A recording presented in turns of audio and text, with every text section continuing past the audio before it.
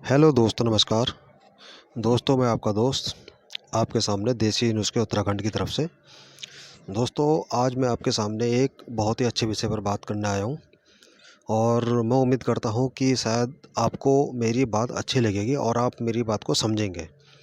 और मेरी बात को आप समझेंगे तो आप अगर वैसे ही चलेंगे या उसका फ़ायदा लेना चाहते हैं तो पूरी बात को सुनें, समझें और उस पे अमल ज़रूर करें।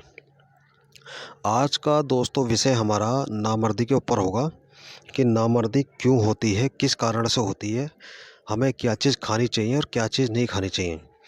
तो दोस्तों, वीडियो में आगे बढ़ने से पहले जिन दोस्तों ने मेरे चैनल को सब्सक्राइब नहीं करा है, कृपया चैनल को सब्सक्राइब कर लें, लाइक करें, शेयर करें, कमेंट भी किया करें दोस्तों, और ज़्यादा से ज़्यादा शेयर करके नोटिफिकेशन के बटन को भी दबाएं ताकि आपके पास में प्रत्येक वीडियो पहुंच सके। तो चलते हैं दोस्तों अपने विषय की तरफ। आज का विषय दोस्तों हमारा नामर्दी के ऊपर है। नामर्दी होने के कारण क्या है? नामर्दी होने के कारण दोस्तों कई हो सकते हैं, जैसे कि पेट की खराबी, पेट में कब्ज़ होना। पहला पॉइंट दोस्तों हमारा यही है कि अगर पेट में हमारे कब्ज़ होगी तो ये भी एक नामर्दी का कारण मेन हो सकता है। और वो इसलिए हो सकता है क्योंकि हमारा खान पान जो होता है गलत होता है। हम अधिक चिकनाई की चीज़ें खाते हैं, मैदे की चीज़ें खाते हैं, अधिक गरिष्ठ चीज़ें खाते हैं, पकवान खाते हैं। और जो अधिकतर बाज़ार में बिकने वाली वस्तुएं होती हैं, चीज़ें होती हैं, जैसे चाउमीन, बर्गर, इडली, डोसा, समोसा, चाय पकौड़े जो इत्यादि, जो मैदे से बनी होती हैं, जो काफ़ी दिनों की रखी हुई होती हैं, बासी होती हैं, वो हमारे शरीर में जाके इन्फेक्शन भी करती हैं और हमारे जो पाचन क्रिया है उसके मेटाबॉलिज्म को भी ख़राब करती हैं, जिसके कारण हमारे पेट में कब्ज़ होती है और कब्ज़ होने के कारण ये सारी बीमारियां उत्पन्न होती हैं। तो ये एक गंभीर विषय है। इसको आदमी सीरियसली नहीं लेता है कि कब्ज़ होने की कोई ज़्यादा बड़ी परेशानी नहीं है, लेकिन कब्ज़ एक मूल रूप है, एक जड़ है जिसकी वजह से बीमारियां उत्पन्न होती हैं। और कब्ज़ होने के कारण ही दोस्तों सपन दोष होता है। सपन दोष होगा अगर अधिक मात्रा में हो रहा है, वह हफ्ते में 2-3 बार हो जाता है, तो सोच लो ये आपको गंभीर बीमारी लग चुकी है। और दोस्तों सपन दोष होता है, अधिक होता है तो आपको दाँत की दिक्कत भी होनी शुरू होती है, जिसकी वजह से लिंग से चिपचिपा पानी निकलता है, आगे पीछे कतरे आते हैं, एक लार निकलती है, एक गाढ़ी सी शहद की तरह चिपचिपी लार सी बनती है। शुरुआत में तो आदमी समझ नहीं पाता है। कुछ लोग कहते हैं कि ये लिंग से निकलता है तो अच्छा है, ये निकलता है। ये बात सही है कि लिंग से एक तरल पदार्थ सेक्स से संबंधित होने से पहले या सेक्स का ख्याल आने से पहले आता है, लेकिन अगर अधिक मात्रा में दोस्तों वह निकलता है और बार बार आता है, जैसे कि आपने किसी के सेक्स के बारे में सोचा, किसी लड़की को सड़क पे चलते देखा और आपके अंदर सेक्स की भावना आई और वह चिपचिपा पानी आना शुरू हुआ, गाढ़ा गाढ़ा आ रहा है। आपने किसी से फ़ोन पे बात करी, फ़ोन पर बात करते करते ही अपनी गर्लफ्रेंड से आपके लिंग से चिपचिपा पानी आना शुरू हुआ, उत्तेजना आई और उत्तेजना में चिपचिपा पानी आया और आपका स्खलन भी हो गया, यानी कि आपका वीर्यपात भी हो गया। तो ये एक गंभीर विषय हो सकता है और होता भी है दोस्तों। और इसमें पुरुष बहुत बर्बाद हो चुके हैं, अपना पैसा, रुपए, पैसा, समय बहुत बर्बाद करते हैं और उनको एक मानसिक बीमारी भी लग जाती है कि वह स्वस्थ हो पाएंगे या नहीं। ये दोस्तों छोटी सी कब्ज़ है, लेकिन ये बहुत बड़ी जड़ बन जाती है। तो इसके लिए दोस्तों पहले आपको पेट साफ़ करना पड़ेगा, तभी इसका ट्रीटमेंट होगा। अगर पेट साफ़ नहीं होगा तो आप कितनी महंगी दवाई खाएं, आप पे असर नहीं करने वाली। दूसरा कारण ये दोस्तों ये है कि जो पुरुष अपने हाथों से अपनी ज़िंदगी बर्बाद करते हैं, हस्त मैथुन करते हैं, आप मेरी बात समझ रहे हैं, मैं खुल के नहीं बता पा रहा हूँ आपसे, क्योंकि हर कोई लेडीज़ भी वीडियो देखती हैं और जेंट्स बच्चे सभी वीडियो देखते हैं। तो जो भी पुरुष हस्त मैथुन करते हैं, हस्त मैथुन करने से उनकी लिंग की नसें डैमेज हो जाती हैं।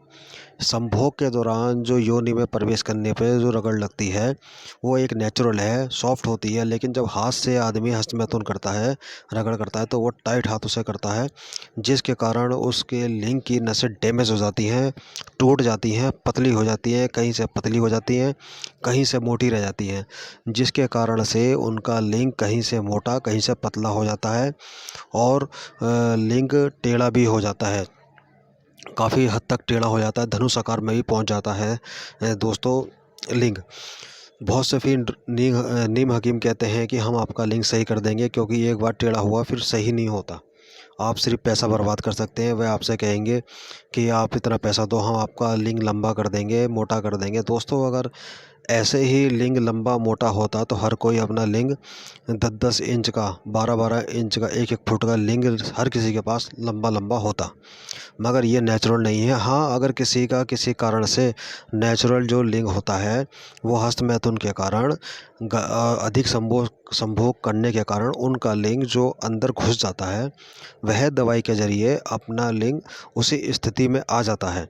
लेकिन ये नहीं है कि आप 1 फुट का कर लो, घोड़े जितना लंबा कर लो। ऐसा ये जो कहते हैं वो सोच लो कि आपसे पैसा ठगा जा रहा है आपसे। तो दोस्तों दूसरा कारण तो दोस्तों ये रहा। तीसरा कारण दोस्तों ये है कि अधिक संभोग। जो पुरुष अपनी पत्नी के साथ में या किसी गैर औरत के साथ में ज़्यादा हम बिस्तरी करते हैं, अधिक संभोग करते हैं, तो अधिक संभोग करने के कारण भी लिंग में बहुत उत्तेजना आती है और उनके लिंग में परेशानी होने शुरू हो जाती है। क्योंकि दोस्तों अधिक संभोग करने के कारण उनके शरीर का मैदा वीर्य सारा बाहर निकल जाता है। अब ये सोचो दोस्तों, जो एक दिन में आपका वीर्य बनना है वह आप एक दिन का एक बार में ही यूज़ कर रहे हैं, लेकिन आप एक दिन में 4 बार संभोग करेंगे, 8 बार संभोग करेंगे, तो सोच लीजिए कि आपने कितने दिन का आपने एक दिन में वीर्य निकाल दिया। तो आप हफ्ते में 2 बार संभोग करते हैं तो हमेशा स्वस्थ रहेंगे, जवान रहेंगे। और हफ्ते में अगर आप 10 बार सहज करेंगे, 20 बार सहज करेंगे, तो सोच लो कि आपने अपनी मृत्यु का कारण खुद खोज लिया है। क्योंकि इतना वीर्य बनेगा नहीं आपके शरीर के अंदर और आपका शरीर सत्यानाश होता जाएगा। उधर एक स्थिति ऐसी आएगी कि आप नामर्दी की तौर पर खड़े होंगे, आप नामर्द हो चुके होंगे और आप अपना रुपये पैसा बर्बाद करेंगे। तो दोस्तों तीसरा मुख्य कारण एक ये रहा। तो अगर दोस्तों अब हम चौथे अगर हम कारण की बात करें तो पोर्न वीडियो देखना और गलत मैगज़ीन देखना, गलत विचार करना, दारू पीना, सिगरेट पीना, ऐसी चीज़ों से भी आदमी के वीर्य पतला हो जाता है, नसों में दिक्कत आती है, कोलेस्ट्रॉल की मात्रा अधिक बढ़ जाती है गलत चीज़ों का प्रभाव से। तो अगर आप गलत चीज़ खाएंगे, शराब पिएंगे, दारू पिएंगे, सिगरेट पिएंगे, तो खून का प्रवाह ठीक से नहीं हो पाएगा, जिसके कारण लिंग में खून का प्रवाह नहीं होगा और आपका लिंग स्थिर पड़ा रहेगा, ठीक से वह स्टैंडिंग पोजीशन में यानी कि खड़ा नहीं हो पाएगा।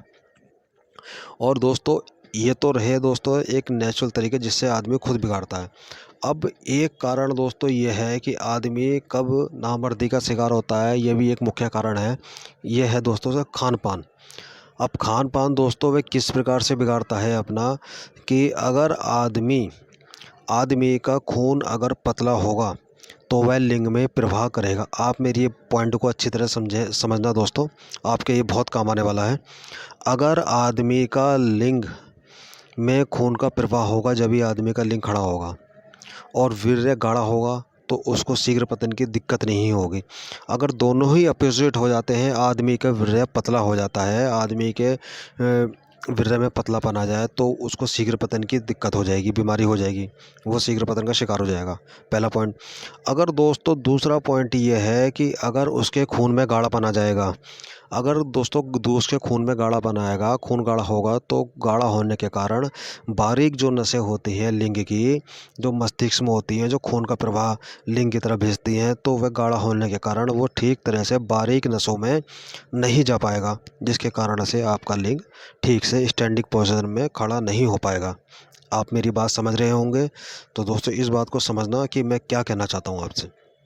कहने का मतलब यह है कि दोस्तों खून हमेशा आदमी का पतला होना चाहिए, ताकि वह लिंग की और शरीर की हर एक नसों में अच्छी तरह से प्रवाह कर सके।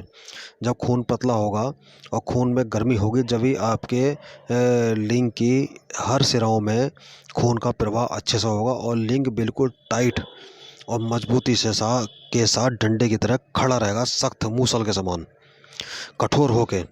और वीर्य आपका जितना गाढ़ा होगा तो सोच लीजिए कि आपकी शीघ्र आपको टाइमिंग उतनी ही लगेगी। आपका वीर्य गाढ़ा होगा तो आपकी टाइमिंग हो सकता है कि 2 मिनट भी हो, 5 मिनट भी हो, 10 मिनट भी हो, आधा घंटा भी हो, 1 घंटे तक की टाइमिंग दोस्तों देखी गई है नेचुरल तरीके से। जिसका वीर्य गाढ़ा है और खून और लिंग की स्टैंडिंग पोजीशन बिल्कुल बेहतरीन है, यानी कि पूरा ब्लड फ्लो है। तो ये वजह हुई दोस्तों।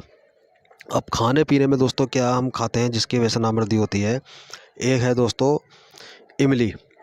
इमली से हर कोई परिचित है कि टिक्की की दुकान पर जाते हैं, गोलगप्पे खाते हैं, टिक्की खाते हैं जिसमें इमली की सौंठ बनी होती है या खट्टा पानी होता है जिसमें इमली होती है।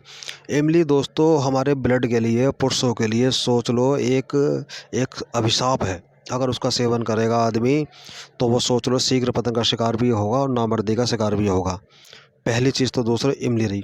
दूसरा दोस्तों रहा आपका नींबू, क्योंकि ये भी खट्टेपन में आता है और ये भी हमारे शरीर के लिए नुकसानदायक होता है। हाँ, एक तरफ ये नींबू हमारे शरीर के लिए फ़ायदा तो करता है, लेकिन अधिक मात्रा में सेवन करने से ये भी हमारे शरीर के लिए नुकसानदायक सिद्ध हो सकता है, हमारी मर्दानगी के लिए। और दोस्तों तीसरी चीज़ जो सबसे ख़तरनाक है और अधिकतर आदमी प्रयोग करा करते हैं, रिश्तेदारी में जाते हैं जब भी वह मिलती है, दुकानों पर कुछ खाते हैं जब भी वह चीज़ मिलती है, तो उस चीज़ का नाम है दोस्तों अचार। अचार दोस्तों कैसा भी हो, उसमें टाटरी की मात्रा होती है जो बाज़ार में बनाया जाता है, और वो हमारे लिए सोच लो एक जहर है पुरुषों के लिए, नामर्दी का कारण। अगर हम उसका सेवन ना करें और करते हैं तो सोच लो कि आप अपने हाथ ही अपनी कब्र खोद रहे हैं। अगर आप तीनों चीज़ें खा रहे हैं, इमली से बनी वस्तुएं या आम से बना अचार, ये चीज़ें खा रहे हैं। आम खा सकते हैं लेकिन आम का अचार नहीं खा सकते हैं, वो हमारे लिए बहुत हानिकारक है। तो जितनी भी खट्टी चीज़ हैं ये तीन खासकर इस चीज़ में आती हैं जो हमारे ब्लड को गाढ़ा करती हैं, बैड कोलेस्ट्रॉल बढ़ाती हैं, तो ये नुकसान करती हैं। हालांकि नींबू बैड कोलेस्ट्रॉल को ख़त्म करता है, लेकिन फिर भी उसकी एक मिकदार है खाने की। लेकिन अचार और इमली तो सोच लीजिए एक तरह से पुरुष के लिए जहर के समान है। अगर आप इन चीज़ों पर नियंत्रण कर पाते हैं तो आप सोच लो कि एक पुरुष की भांति, एक मर्द की भांति एक जीवन व्यतीत कर सकते हैं। जैसे मैंने आपको बताया है, अगर आप इन बातों को मद्देनज़र रखें और आपके अंदर इन चीज़ों का परहेज़ करें, कब्ज़ को साफ़ करें और वीर्य आपका गाढ़ा रहे, खून में पतलापन रहे, यानी कि पूरी गर्मी बरकरार रहे जैसे जवानी में हुआ करती है, तो आप एक पत्नी को क्या बात करते हैं दोस्तों। मैं कहता हूँ कि आप 10-10 औरतों को एक रात में सेटिस्फाइड कर सकते हैं, उनको संतुष्ट कर सकते हैं, बशर्ते आपके शरीर में रोग नहीं होना चाहिए। और इन बातों को आपने ध्यान से सुना होगा मेरी बातों को, तो आप इन बातों पे अमल करें। तो दोस्तों आप इन बातों को अब देखिए, अब जब आदमी नामर्दी की दवाई लेने किसी के पास जाता है, कभी कोई भी डॉक्टर, वैद्य या हकीम आपको ठंडी दवाई नहीं देगा। ठंडी दवाई देगा तो पहले आप ठंडे पड़े हैं, आपका लिंग खड़ा नहीं हो रहा है, तो वो और ठंडी दवाई देगा तो आप बिल्कुल ख़त्म हो जाएंगे। तो हमेशा उसमें गर्म दवाइयाँ ही दी जाती हैं, जैसे कि केसर हो गई, कस्तूरी हो गई। आप जानते हैं केसर कितनी गर्म होती है, कस्तूरी कितनी गर्म होती है। और टाइमिंग के लिए आपको अफीम की दवाई दी जाएगी, उसके अंदर डाल के दी जाएगी। कुश्ता तांबा दिया जाएगा आपको जो गर्मी पैदा करेगा। सोने की भस्म दी जाएगी दोस्तों, हीरे की भस्म दी जाएगी। और जहाँ आपने हस्तमैथुन करके जो अपने कैल्शियम आयरन ख़त्म करा है तो आपको लोहे की भस्म दी जाएगी, लोह भस्म दी जाएगी। तो यही सब दोस्तों कॉम्बिनेशन है, भस्मों का योग बनाने के कॉम्बिनेशन है, जिसके द्वारा आपकी नामर्दी को दूर करा जाता है। और आगे दोस्तों समय रहा तो आपको ज़रूर भस्मों के बारे में ही बताया जाएगा और भस्म बनाने के बारे में बताएगा, क्योंकि हर एक वैद्य का अपना अपना तजुर्बा है, अपना अपना बनाने का नुस्खा होता है कि वह किस प्रकार से भस्मों का निर्माण करता है और अपने योगों में किस प्रकार से दवाइयों का समावेश करता है। बस दवाइयों से फ़र्क पड़ना चाहिए, कुश्ते जात या भस्मों से फ़र्क पड़ना चाहिए, क्योंकि भस्में दोस्तों हर कोई नहीं खा सकता। भस्में बहुत ही महंगी पड़ती हैं। सोने की भस्म हो गई, चांदी की भस्म हो गई, कुश्ता तांबा हो गया, इनको बनाने में ही दोस्तों बहुत समय लग जाता है। 10-10 ग्राम की भस्म बनाने में बहुत ही समय लगता है। सिंगरफ की भस्म हो गई दोस्तों, संख्या की भस्म हो गई। संख्या भस्म एक ऐसी भस्म है कि आदमी 10-20 साल का भी आदमी नामर्द होगा तो वह उसकी नसों में दोबारा से जवानी फूंक देती है। संख्या की भस्म दोस्तों इतनी खतरनाक होती है। लेकिन अगर उसको कोई गलत मात्रा में लेता है, ज़्यादा मात्रा में सेवन कर लेता है, तो वो आदमी की जान भी ले सकती है। अगर सही मिकदार में लेता है और सही तरीके से बनाई गई हो दोस्तों संख्या की भस्म, संबल फार की भस्म, तो सोच रही है वह आदमी के लिए, पुरुष के लिए एक वरदान के तरह साबित होती है, जो 70 साल के बुढ़े आदमी को भी 20 साल का जवान लौंडा बना सकती है, लड़का बना सकती है। आप एक इस तरीके का बात करते हो, 70 साल का बुढ़ा भी होगा तो वह 4 औरतों को सेटिस्फाई, संतुष्ट कर सकता है दोस्तों। तो दोस्तों आप इन बातों को समझें, और मेरी बातों को आप समझ गए होंगे, तो आप जो गलत आदतें हैं उनको छोड़ें और अपने वीर्य गाढ़ा करने का नुस्खा खाएं। वीर्य आपका जितना गाढ़ा रहेगा, आपकी 70 साल 80 साल की उम्र में भी आपको जवानी बरकरार रहेगी। ना ही आपको जोड़ों के दर्द होंगे, ना आपको किसी प्रकार की कमजोरी होगी। तो दोस्तों ये एक छोटी सी जानकारी थी। आप इन चीज़ों से परहेज़ करें और अपने शरीर का ख्याल करें दोस्तों। तो दोस्तों मैं आशा करता हूँ कि आपको मेरी बताई गई जानकारी आपको ज़रूर अच्छी लगी होगी। अगर अच्छी लगे तो दोस्तों प्लीज़ कमेंट बॉक्स में ज़रूर बताएं। अगर कोई गलत बताया हो तो मुझे वही बताएं। और जिन भाइयों ने मेरे चैनल को सब्सक्राइब नहीं करा है, और चैनल को सब्सक्राइब कर लें, लाइक करें, शेयर करें और नोटिफिकेशन के बटन को भी दबाएं, जिससे आपके पास में प्रत्येक वीडियो पहुंच सके। तो मिलेंगे दोस्तों आपसे हम नेक्स्ट वीडियो में। तब तक के लिए दोस्तों धन्यवाद। Take care.